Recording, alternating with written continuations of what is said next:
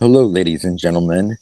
Welcome back. This is another portion of our deep dive into the 3-day hearings that took place in Delphi on July 30th, July 31st, and August 1st. We are now at the point of day 2. This is, I believe, part 3 of the suppression motion. The last video we did focus solely on the testimony done by Dr. Walla.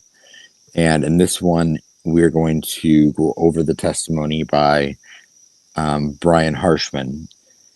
And I have, again, Turbo. Hello. And if you are not watching these in order, we've been putting them into presenting them in chronological order as far as how they took place in court. So I personally would start with day 1, part 1, and go through that way because that's how they were presented to us in court. But regardless, we are now at a point in the day, on the second day, that Dr. Walla had left the stand at 5:37 p.m. and we then begin the testimony of Brian Harshman at 5:42. I have that he is a detective for ISP, that he spent 30 years in law enforcement. In 2020, he was added to the U.S. Marshals Task Force, and he had reached out to Holman because they'd been talking, and offered his assistance with the Delphi investigation. He thought after a few years that Holman might be welcome to the help. Holman actually resisted for months and months, but finally agreed to let. But Holman finally agreed to allow him to come in and help starting around March of 2020. Did I get that You background correct? Yep. The only other, I just had 2 things to add to that. Detective Harshman had spent 17 of those 30 years as a detective. And this is just a little anecdote, so to speak, regarding the U.S. Marshals Great Lake Task Force was thanked in the handout at the press conference announcing the arrest of Richard Allen on October 31st, 2022. And Frosty had attended to that, and quite a few months ago, he brought up about, why was that Great Lakes Task Force thanked? Well, we found that out. That was a little aha moment for me because I remembered him telling us about that. And of course, unless you were there, I don't think it was I can't recall if they announced it in the press conference, but the handout that you received if you went to that, it included that. So we kind of had that little question answered with Brian Harshman's background. So I remember you actually whispering over to me in court, and I didn't pick up on every word you said when you were whispering to me. I'm sorry. But I heard Great Lake Task Force. You know me. I'm like rare bit of information. I'm like, oh my God, that's that. Well, no, and it triggered the general recollection in my head of it. I just hadn't placed it yet with Brian Harshman. Yes. Because in my head, the name Brian Harshman kind of was a name that I'd heard in passing, but never really given much thought to. And then after this 45 minutes of testimony, I was like, okay, so this guy's a player, like in the scheme of it all. I first really became aware of Harshman in a strong way when they released. I obtained about 270 pages from the sentencing hearing for Keegan Kline for his CSAM case, and in the exhibits listed there, there is a 3-page report that has Harshman, Tony Liggett, and Jerry Holman in Right. that exhibit for Keegan. And I do believe Right. that we heard about that report later from Detective Vito, although he didn't specify that report. But Harshman was involved with something there. But we'll get to that one on day 3. Right. So I It was was more. familiar. Yeah, no, and I was familiar for that too. It was more the significance that he was playing Yeah. in And, the yeah. case against Richard Allen in this Right. current Yeah. moment. That's what Yeah. I don't think that many people were aware of that. Oh, yeah, because I do believe he's he's on the PCA, is he not? But we don't really we don't ever really know. No, why? Yeah. Right. Okay. Well, he obviously was integral because they were, Yes, and they were still saying, is. yeah, and he still is for sure. So in March of 2020, Lieutenant Holman agreed to accept the help of Detective Harshman. Once Allen was arrested and detained, Harshman testified that he began to monitor the communications that for Allen, and he basically inadvertently appointed himself the caretaker of the calls. Right. Yeah. So Or he as I've called him, the keeper of the calls. so he testified for the GTL company that does the transcriptions and the monitoring and all the process for the recording at the prisons. He's used them numerous times in his careers. He knows extensively. So he would receive Harshman would receive text messages every time Allen communicated. And then he could Right. get a login. He would get to his login for the GTL and he would be completely up to date. He testified Correct. that he kept notes, and that the calls that may contain pertinent information, he would notify Steve Mullins from the prosecutor's office and Lieutenant Holman. He would then get the transcript and put it through the state reporting system. Right. And he was clear that, during the early stages of this, it's not like he was sitting there in real time, listening to the phone calls, like on a wired, Yeah. Yeah. while they were taking Yeah. place. And Right. that he would, he would review things weekly. And then as the statements became more frequent, of course, they then started to pay more attention to them. He did state that and we don't know yet the amount of data that he's had to go through, but he did say that he is currently up to date on all calls, but that it continues every day. Mm-hmm. Hence there being constant new discovery. Right. And Diener The Yep. Sorry. Go ahead. the only thing that he still said he has a few of the medical transport footage things to watch. The video he had just received it. Yeah. Right. So he's still In-cell video and medical medical specific transport. right. So he was saying, so I mean, we have, we know of the 61 direct confessions at this point, but that there are these few things that I still have to review. And that he has access to the cell footage.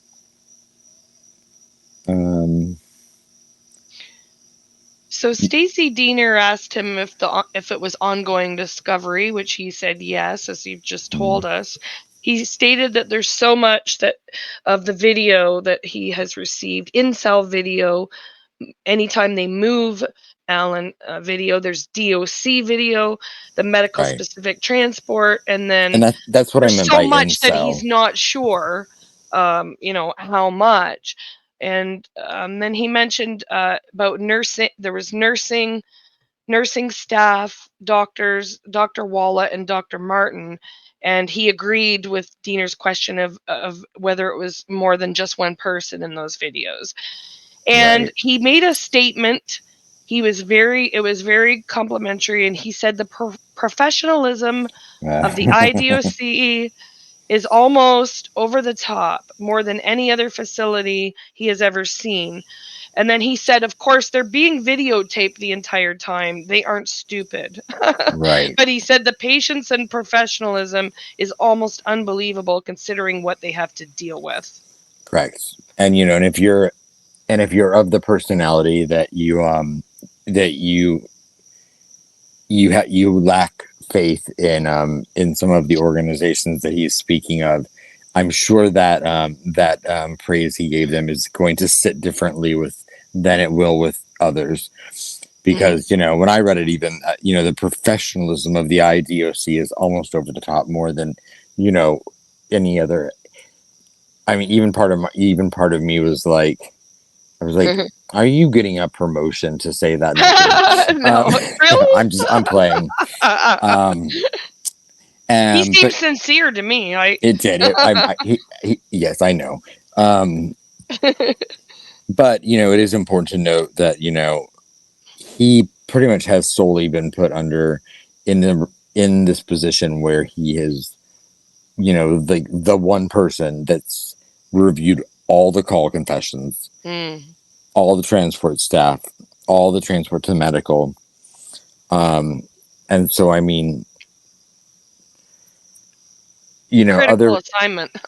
a very critical assignment, and I actually think it was a smart decision by whoever, and I don't know if it was Unified Command or who, that it was stated in court. I just can't remember right this second who made the call that rather than having all of these different people kind of put input, this piece of footage and this piece of transcript, that they really kind of assign one person to oversee it all. I think it was Lieutenant Holman, I believe. And I think once that was done, I think that really did help streamline some of the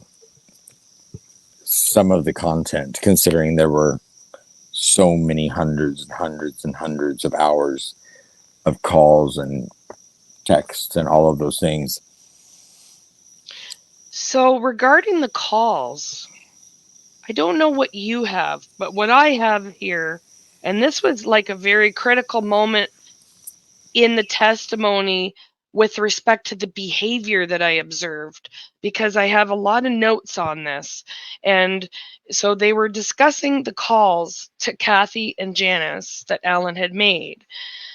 And I don't have any further detail on what specifically was discussed. I mean, I do after my observations, but essentially that there were 650 to 670 phone calls on record, like as you had already stated in one of our other segment videos, that it was majority of which were done on the on his tablet, which, as long as it did have a charge, he was able to make a call, which I think we must hear about because we haven't talked about that yet. But and then there was 150 to 170 hours of just phone calls. So this happened at just before 6 o'clock in the courtroom on day 2. And when they were discussing these calls to Kathy and Janice, Alan was shaking his head no, and he raised his hands in the air in frustration, and he took a pad of paper and he started writing on it. It was like a purple, it was one of those post-it, like longer, like a post-it notepad, but it was the longer form, not the little squares. And he was, I think, and he was writing on that, and then he passed it to OJ. Yeah. Yes, and then OJ passed it to Attorney Rosie. You saw him pass it to Rosie. I saw him pass it to OJ. So we were like, yeah. And I mean, there was, I do not know what, maybe it was the calls stuff being discussed isn't really what he was reacting to. It was more about the professionalism of the IDOC and the patients and this and that. Probably that's more, if I was going to guess. I mean, it all happened so fast, but I did notice right at that time of testimony that there was a lot of, Alan had a lot of thoughts and reactions visibly, and I just so happened to look up and catch it, and so did you. or was there a piece of information given by Harshman previously that Alan himself was not fully aware of? Like you mean when you make a phone call in jail, I mean, clearly you're informed before the call starts that your call is Mhm. going to be recorded. Yeah. There's certain things that you have an understanding of, but maybe it was news to him that that there was one person literally looking at every video, reading every text, doing all of those things. Yeah. And maybe there was an aspect to that he had a question about. I'm not sure.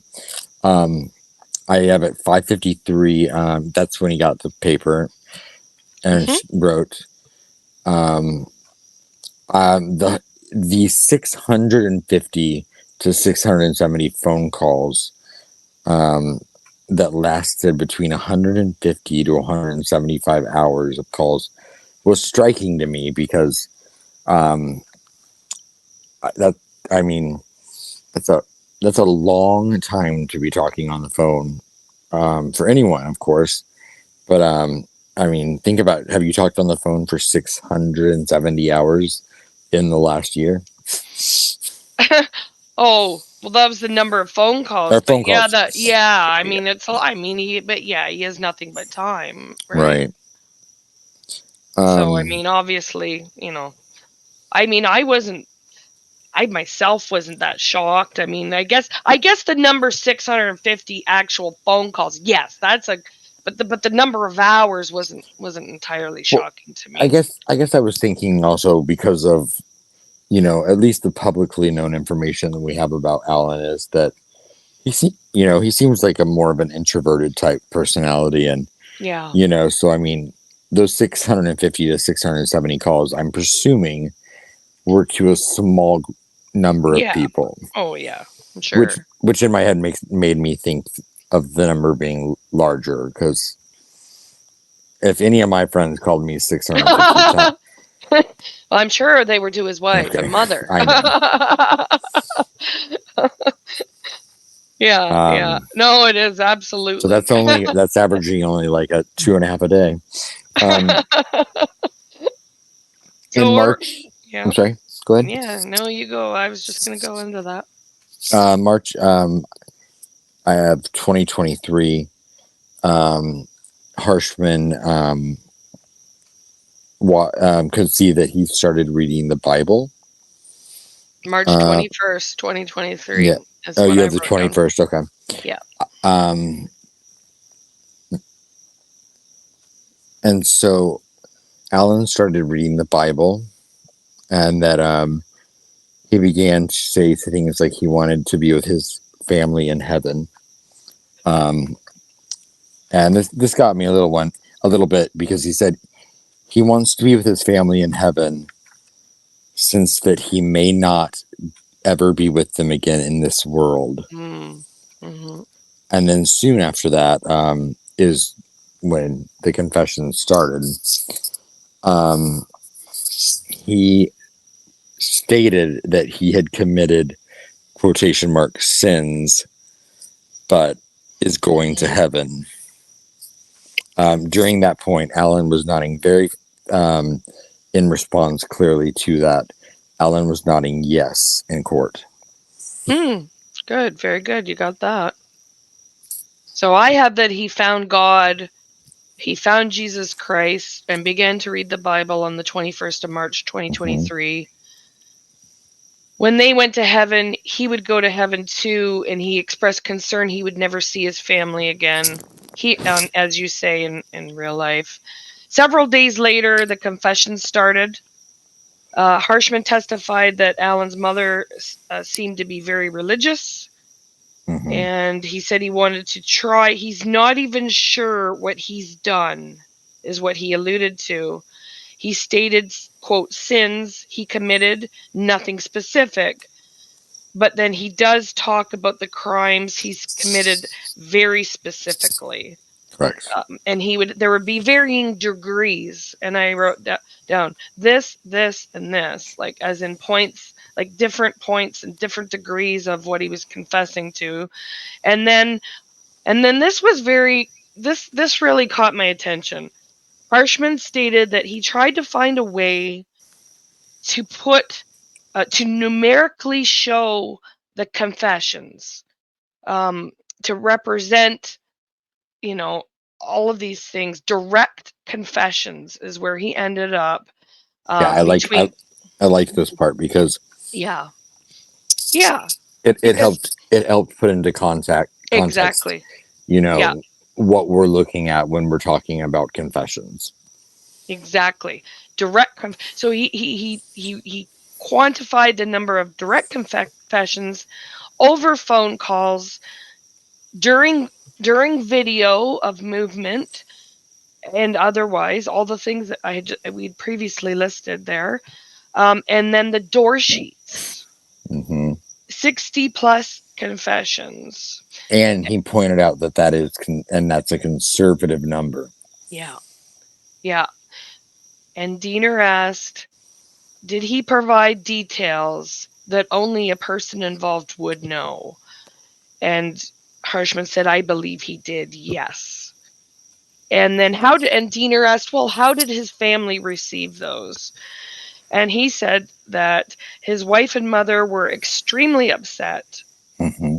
They It was a difficult time for this as the confessions went on, and Janice his mother would say, quote, somebody, they're messing with you. Oh, And Kat, they're getting to you. getting to you. I have, and I heard also and I have it in quotes, so they're messing with you. And then Kathy, his wife, advised Alan to stop talking. Right. And at least once, uh, Kathy said, I quote, I'm going to call Brad. Right. And then the call would end abruptly. Right. Indicating that she knew that if she made Brad aware that he was continuing to do that, that,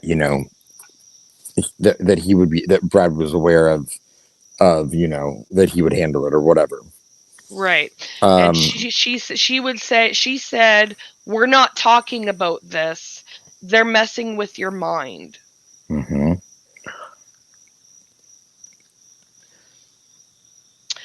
Some I, statements included the motivation to his yes. crime.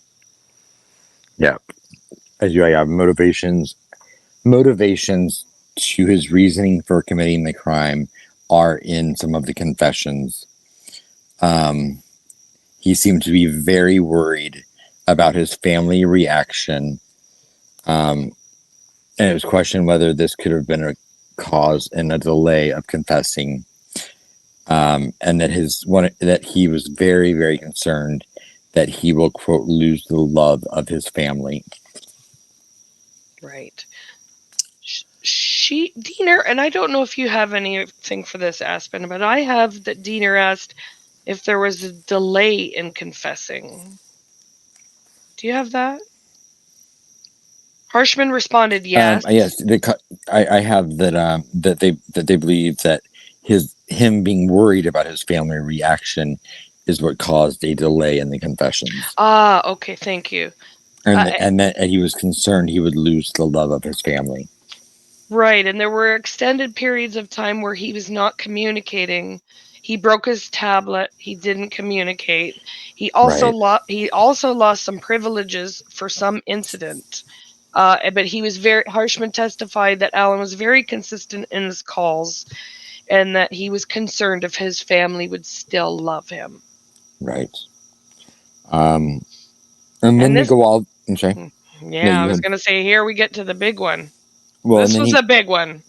he goes. Well, and and I will say that Harshman he prefaced this by saying because I think he was asked when the first indication of a confession took place, and Harshman prefaced it by saying that that this statement is not considered a direct confession Yeah, under the yeah, definition of a good direct job. confession that he Yeah, had, but that the earliest indication to something being said was in December of 2022 November, second week of November.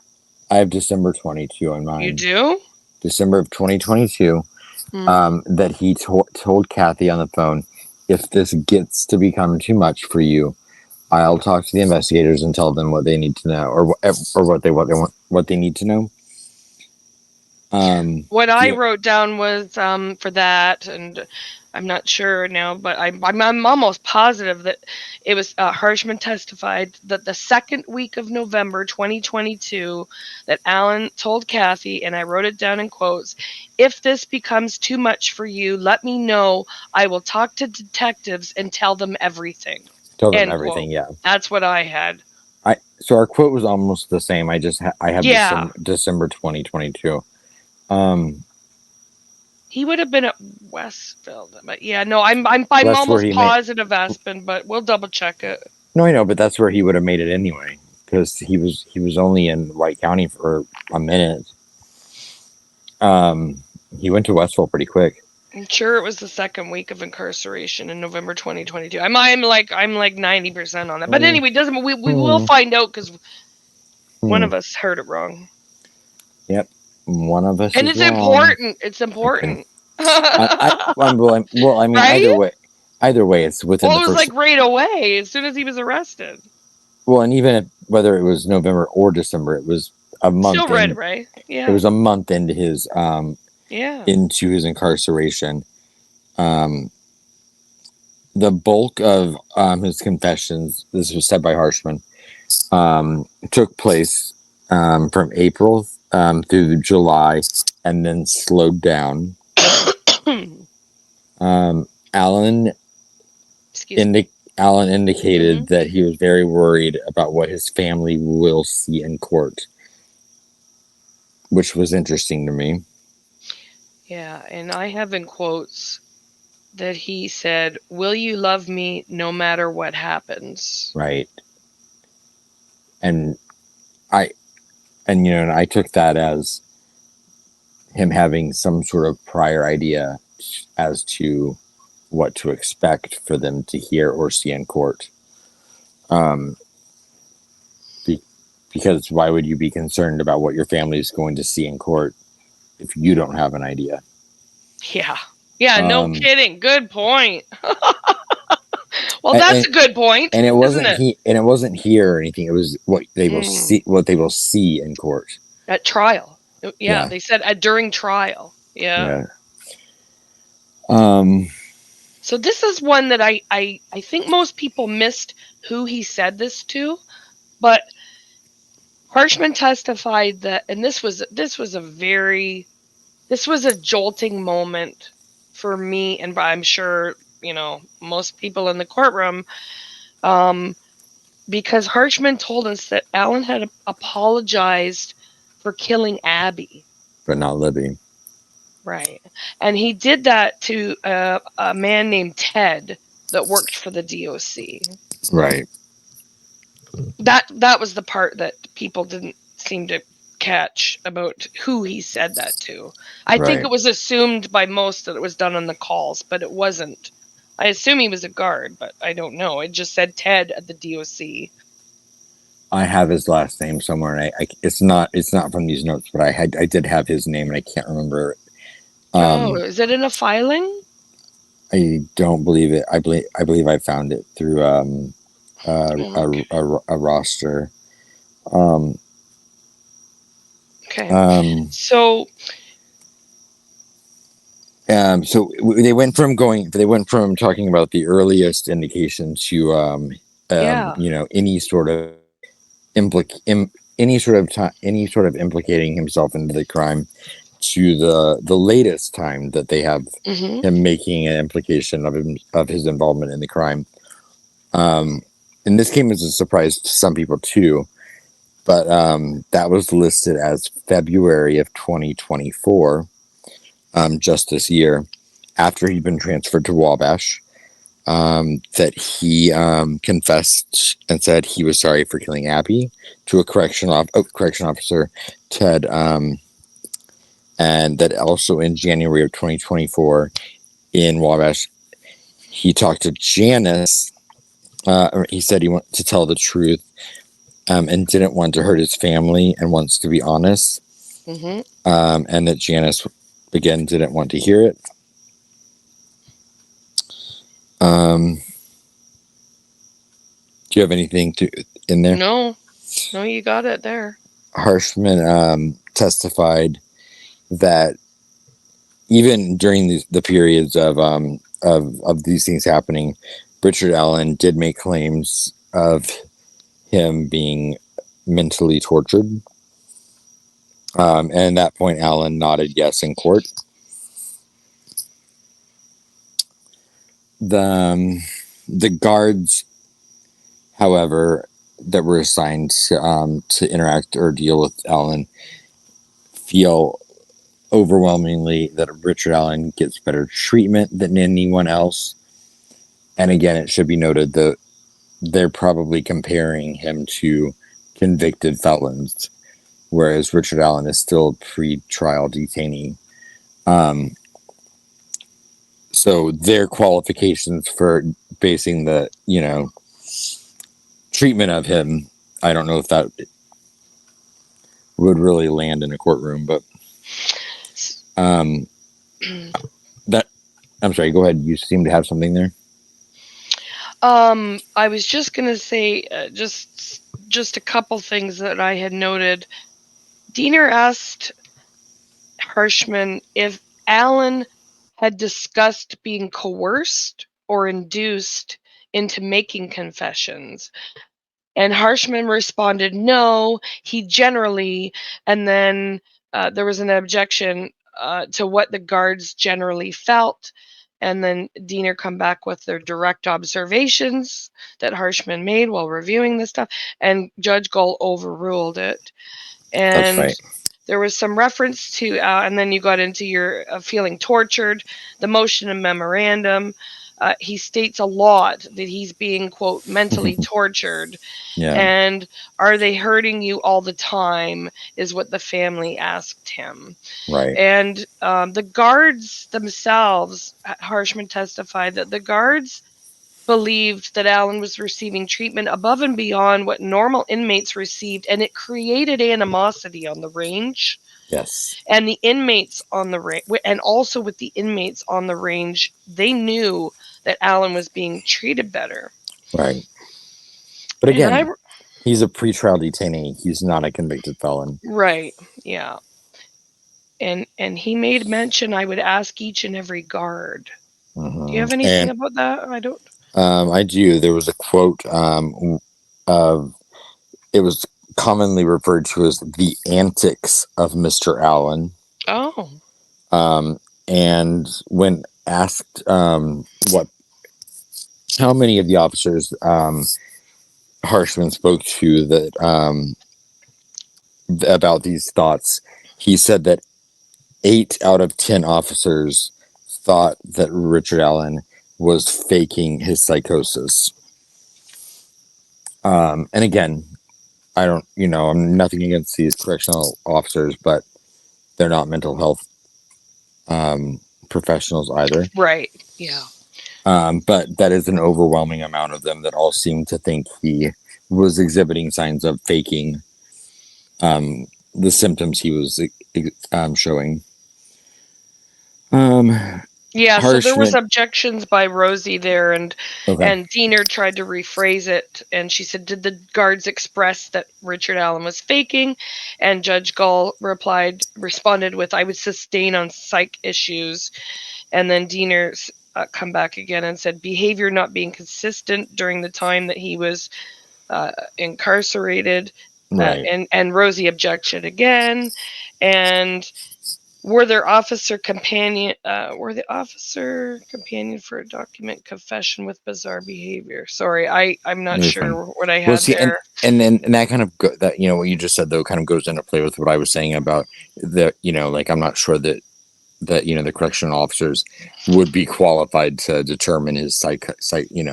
Yeah, exactly. Yeah, the bizarre behavior was happening during the confessions. Yeah.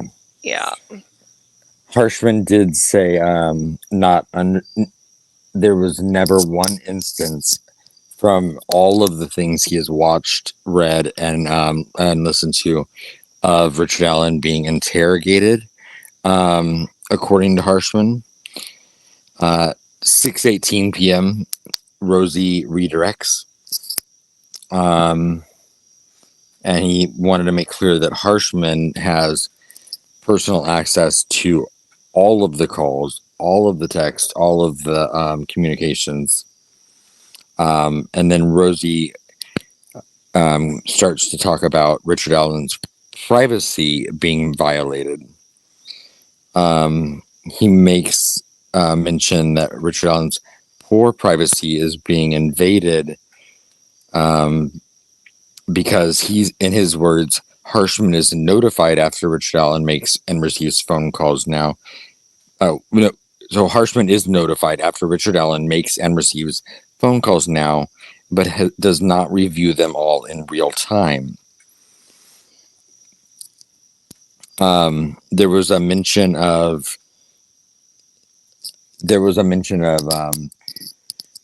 Harshman having access to watch Richard Allen in his cell, going to the bathroom, and the violation of Richard Allen's privacy that is. To which Harshman had a response to something along the lines of, "Trust me, it's not something I want to do." Yeah, not exactly what I want to do all day. Yeah. Harshman did mention that there were several inmates not yet convicted that he had monitored throughout the years with surveillance in county jails, etc. Yes. There was monitoring that he had done, for those not convicted. Right. And the next thing that I have is about this patch. Okay. So I have a question about that. I'll let you read your. Well, maybe you'll answer it for me. It's brief. I've got 4 lines here. So there was a transport to get a haircut for Alan. Yes. And then do you have the time? Do you have the date or time? Because I don't have it written down as far as when that happened. I don't think they said it. I don't think they said it because neither of us. So someone ripped a patch off, and I'm assuming that was the guard. So there was someone ripped a patch off, and then none of them denied having the patches when asked. Right. And the patch was "I hate people." Was the patch. Right. There was a report someone got a patch ripped off their chest during a transport for Richard Allen to get a haircut, but they didn't elaborate on it at all. Like, there was no mention of it was who got the patch ripped off, who ripped the patch off. That's literally all I had. 4 lines. And so that was very interesting. And the next thing I have then is when Rosie immediately kind of goes into, when talking to Harshman, he says, "Have you heard that did you hear Richard Allen say that he shot the girls in the back?" Do you have anything before that point that I missed? No. Okay. Harshman responds to that question by saying he doesn't think so, but he does not think he's heard that, but maybe it was said by someone to Richard Allen. I think you paraphrased that. I did paraphrase it. Okay, Cass. Yeah, I could tell. I wrote it down, Aspen, so I'll just tell you what I heard. Rosie asked, "Did you ever hear him say that he shot the girls?" Harshman responded, "Yes, but I don't think it was Alan that said that." And that, of course, we hear about, or did we already hear about the patch and all that? Yeah, but he did say that he thinks it was maybe someone said it to Richard Allen. I thought that we had maybe I'm. Didn't we have in a filing, or we had testimony about one of the inmate companions talking to their family, and I know that we had in a filing, there was reference to one of the inmate companions talking about Alan shooting the girls. Unless I have that mixed up.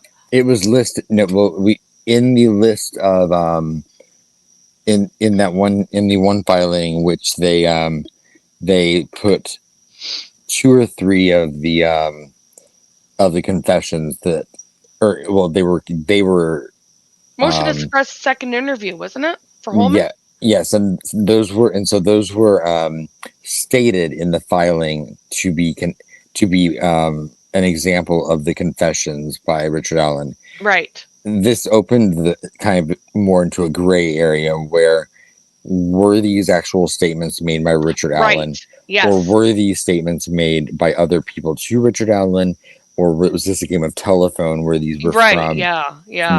Was this something someone read on a log sheet? Yeah. And then translated incorrectly. So here we have testimony, importantly then, from Harshman, and we can go back and review that document, but Harshman specifically said, so he said, did you ever hear him say that he shot the girls? And Harshman said, yes, but I don't think Allen said it. So his answer there is kind of,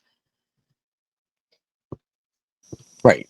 I think he must have been reviewing. I don't know. He might have been reviewing in the sheets from the companions. I don't know. He was either reviewing the log sheets from the companions, he was being told that Richard Allen said that, but he was being told it by someone else. Yeah. But so the majority, according to his testimony, that is not something that was said by Richard Allen. Right. Yeah. So almost all of the things that he's confessed to were between April and July of 2023. That was when the majority of the confessions were. Right. And they slowed down after starting in August. And then we have I only have this one final interaction, and well, Rosie said to him, he circles back to the first confession or incriminating statement. Well, Rosie says, did he confess to molesting the girls? Oh. And Harshman said no. Oh, I didn't hear that. Yeah. Good for you. That was right after the shot in the back thing. Because remember, both of those were in that filing. Yeah. Those were the two things that were listed in that filing that were alleged to be confessions by Allen that are things that the defense used as examples of things that did not happen in the crime. Right. Yes, you're right. To point towards the fact that Allen was saying things that did not actually happen in these confessions. Whereas we learn now that, and Harshman has these things on videotape or transcriptions. So he has all of the receipts. So we now can, feel a little bit more secure in saying that Richard Allen did not say he confessed, that Richard Allen never said he molested the girls, and that he never said he shot the girls in the back. Why do you think Rosie would introduce this as things that Allen didn't like? What? I guess he wanted him to say that he did say that. I guess is that where he was going with? I mean, he must have wanted different answers because he didn't get the answers that he wanted. I don't think. Right. So he made him testify to that. That's interesting. Okay. It's very interesting. Yeah. Okay. Huh. So the last thing that I have here is about him. Rosie asked if he thought that Allen took a chivalrous approach to his wife when he offered to tell the detectives everything that he knew if it got to be too much for Kathy immediately after arrest in 2022. Was that a question or a statement? It was a question. Okay. He said I wrote down he took a chivalrous approach approach for his wife ? And Harshman said, I don't know what his motive was in doing that. I suppose it could have been. Okay. And I think the wording he used was like, it sounds like a very chivalrous approach to take. I guess he kind of spoke it like a statement, but with a question mark on the end, to which elicited the response that Harshman gave that was just kind of like, well, I mean, what were the words you used? Harshman? Yeah. I don't know what his motive was in doing that. I suppose it could have been. Yeah. So I guess when I heard it in court, I didn't hear it really phrased as a question. I heard it phrased more like a statement that then was kind of left with a question mark at the end. And so when Harshman responded, I guess it didn't really seem like a direct question back and forth. I just felt like it was the attorney making a statement and then wanting agreement or disagreement with it. But then that was at 6:32 p.m. and that was the end of the day. They went over a few little housekeeping things as far as what to expect for the next day. And they didn't technically close out. I mean, Goal said for all intents and purposes, they'd wrapped up everything with the suppression motion, but that day 3 would start with the summation of the motion to suppress. Yep. Which essentially are both sides kind of giving a little mini closing statement on the things that they talked about on that day. And then do you want to go over that summation now, or do you just want to do that in day 3? Sure, I think it would be appropriate, and of course that'll be you, because I miss it. I'm looking forward to hearing it because I know that you told me, several people told me about Stacy Diener's summation. Was this is the one, right? This is where she really hammered it home. But Rosie, did Rosie do the other? It was quite long-winded. Well, I mean, I will read you the notes that I have in here for that. Okay. I will let you know that because I knew that it was all repetitive things that basically had been talked about the day before. A lot of my notes are more abbreviated because, Yep, sure. but I do have that on day 3. Court started at 9:02 a.m. Brad Rosie stood up and he was going to give his summation first. And he again mentioned the 5th, 6th, 14th Amendment, the 8th Amendment, cruel and unusual punishment. He refreshed the court's attention to his bucket analogy, that the incriminating statements from April through July, and makes references to those statements.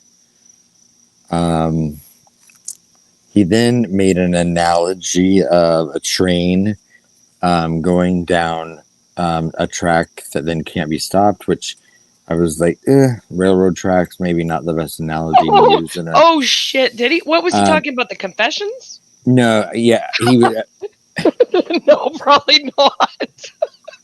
Sorry. What was the What was the analogy for the train? I just wrote down I just wrote down that he's making an analogy of a train rolling down the tracks. Or yeah. You were so appalled by the faux pas that you don't know what. Well, no, like I said, I said runaway train. So that's why I said, well, maybe we should wait till you have rescues and those in front of you. But no, just keep going. I have he once again brings up that Alan had no view.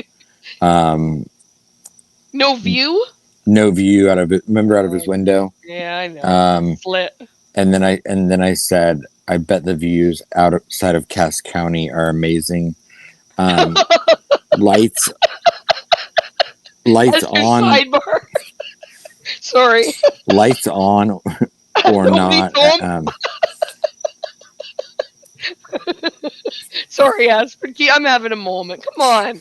I'm off my notes. I'm free. This is my abbreviated thoughts on no implication. Okay. So that there was no implications of any suicidal threat before April or May of 2023, yet he had been on suicide watch intermittently, and with sober companions, or with suicide companions.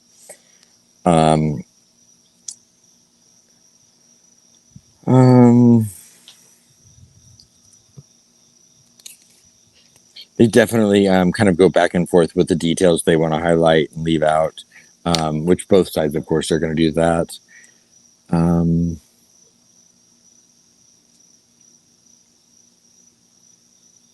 There was he talked about, of course, the toll and the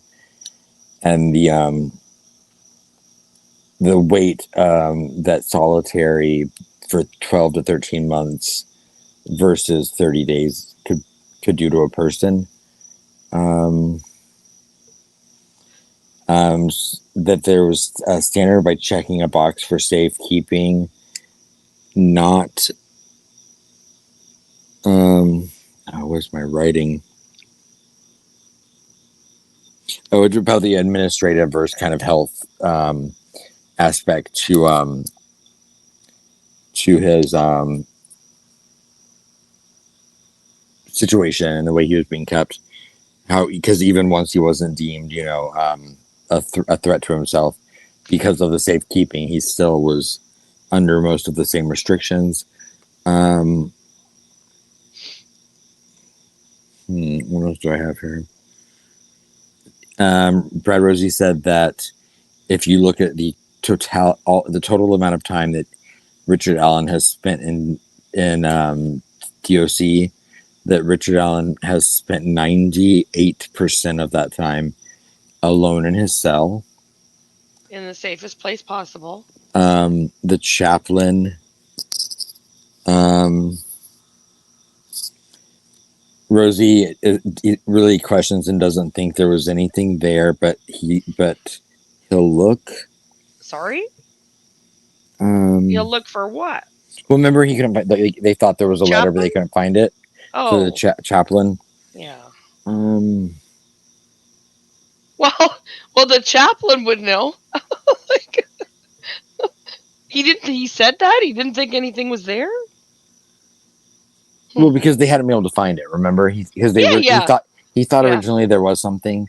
Yeah. But I kind of questioned maybe there wasn't, maybe it is, but that he would continue to look basically. Okay.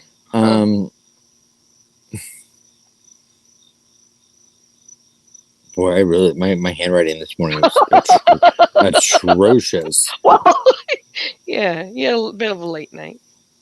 The state alleges that no interrogation took place in DOC by investigators,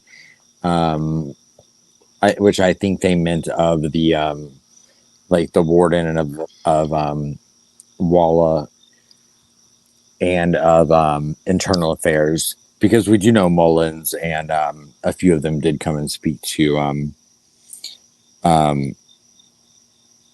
did come to speak to them. Did come to speak to Richard Allen. Rosie tends to agree in the traditional sense. So maybe that means there were no formal interrogations held with Richard Allen really while he was at the DOC. No. And that Rosie tends to agree in the traditional sense. Rosie goes back into the no privacy and all of the due process violations.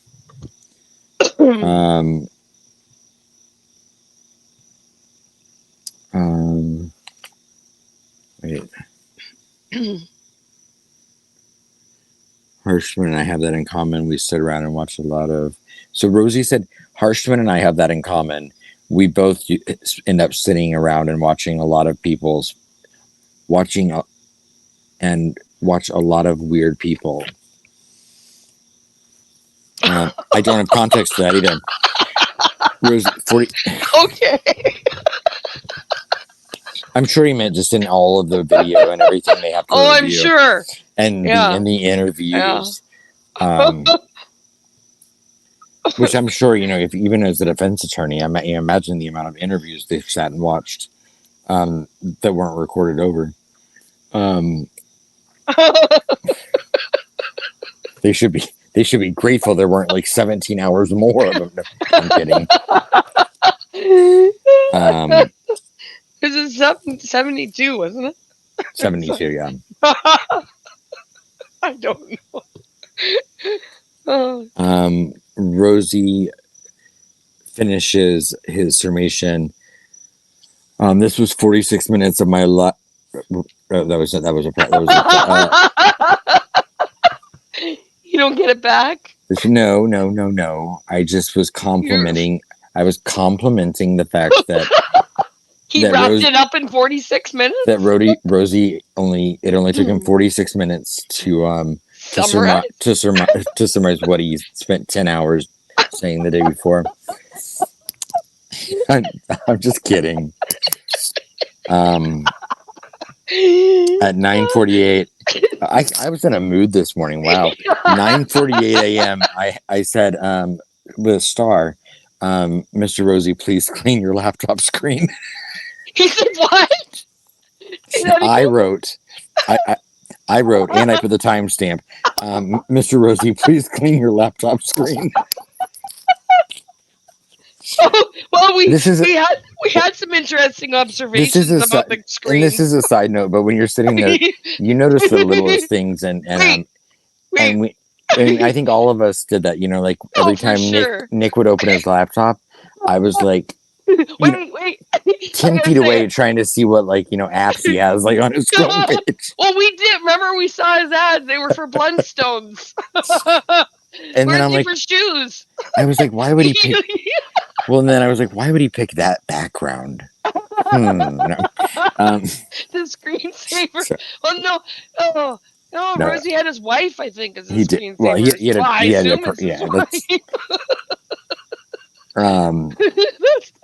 No, you said you could tell a lot by people's ads. You really can. Oh yeah. Oh no. His. Well, yeah. Nick's ads, because he had that webpage pulled up. Because it's your targeted advertise. It's your targeted. So you're running on the algorithms and actually, right. I'm just glad it wasn't something. So a friend of ours had someone from the Discord had a lot of banana videos. Oh, I don't know.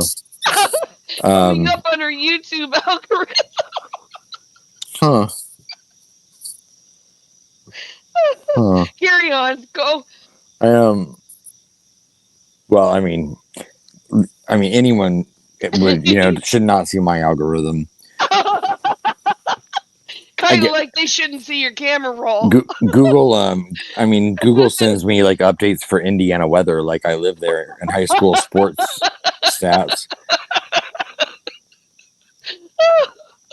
Oh God. Okay. So at 9:50 a.m., Diener renews the motion to suppress. Diener renews the motion to dismiss the suppression motion. Yeah, there's no there's nothing here. She says there's no interrogation, there's no intimidation, right. And there are people around him constantly, as we have now shown you for an entire day. Oh, is that what she said? Yeah. That's paraphrasing. I missed it. Oh, I want to hear that. That he unsolicited started confessing to the warden, his wife, his mother. He found God. Alan was nodding no in court repeatedly a little bit during this point. Oh, really? This was the point also where I don't remember it having been mentioned the day prior, but it was stated that Alan even had a very strong suggestion and wanted very badly to be able to possibly give Bibles to the he wanted to give Bibles to the families of Libby and Abby. Oh, when I heard that, oh my! I will, and I'm not. I cannot imagine the mortification. Yeah. I mean, I was mortified when I heard that. If you're in the same room as someone that took the life of your loved one, and then you hear that they want to give you a Bible, that was a I don't know how they do it. God. And I wish and that was something I wish I had more context into, because I also I didn't write down like, like why it was sad before or what. But that's when but it was absolutely sad. So she brought that in during her summation. Yes. Okay. I noted that Richard was being very reactive during the entire summary by Diener. Wow. He was very interested in everything she was saying. Oh, really? Huh. And she was very compelling. I will say she was very compelling during that. You had told me that. Yeah. And Richard was mainly nodding no repeatedly, except when they mentioned the injections that he needed, and that he would then nod yes, sometimes in agreement with the amount of times he had them and things like that. He had some of those were just my opinions on. I haven't noted here that at this point, I felt like kind of a look of defeat washed over him a little bit, because his head was turned towards Baldwin, to which Baldwin put his arm on his shoulder and leaned in and was whispering in what seemed to me like something affirming. Interesting. And I said, and I noted that Richard Allen's reactions feel sincere, and come off valid looking. But that he did have especially large eyes on the third day. 10:12 p.m. Diener was done. This was the other, so that we had mentioned before when we were speaking at 10 or 10:15 a.m. There was a she called all the attorneys to the bench. Oh, this is the sidebar. And then they and they all stood at the bench until finally at 10:28. Wow. So 13 minutes later. Holy shit! Really? Oh wait. So then. Wow. 10:28. We took a break. They pulled a family they pulled the victims' families into the area that they were waiting, and I had a little private family meeting with the prosecutors, which I believe was probably just to let them know of the things because they were getting ready to start presenting the motion in limine, and I believe they were probably being told that uncomfortable and things that they might not want to hear or see would be mentioned. Sorry, they pulled them out of the courtroom, Aspen? This was after they had their sidebar, and we went for a break. Oh, yeah, okay. During that break, they did have a meeting, which they do routinely in court, just to update the family on things, and especially if sensitive things are about to come. Yeah. So that they can be then given the choice whether they want to see or hear those things. And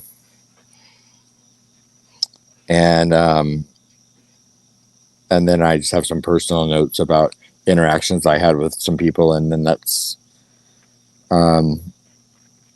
is all I have for right then. Very good. Okay, well, that's a wrap then on day 2 plus the summation of day 2 on the morning of August 1st. So unless I edit it all out.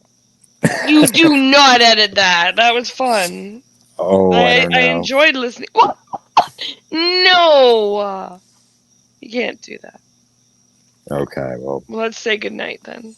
Okay, well, we'll say good night to everyone. Hey, we almost kept this one at an hour. That's impressive. We have now completed the second day of the 3-day hearings. We have one more day to go. That'll be the motion in limine. Which was almost a 12-hour day. Yeah. You just knocked a couple hours off, though. Yes. So we will we will definitely get that done in, I would say, 3 or 4 videos, probably, because there was a lot that last day. Yeah. But just to recap, the second day, it did start at 9, it ended at 6:32. So we were in there about 9.5 hours that day. Yep. So anyway, thank you so much for watching, That's supposed to be everyone. the short day. Oh yeah, and that was supposed to be, that was supposed to be the half day. We were making plans to go for dinner. No, Yeah. I mean, I really thought. I mean, that's what we thought. Well, Didn't yeah, happen. didn't happen. But everyone, have a good night. Thank you so much, and we will see you for day 3, part 1. Thanks, guys. Thank you, Bye. Aspen. Bye. Thanks.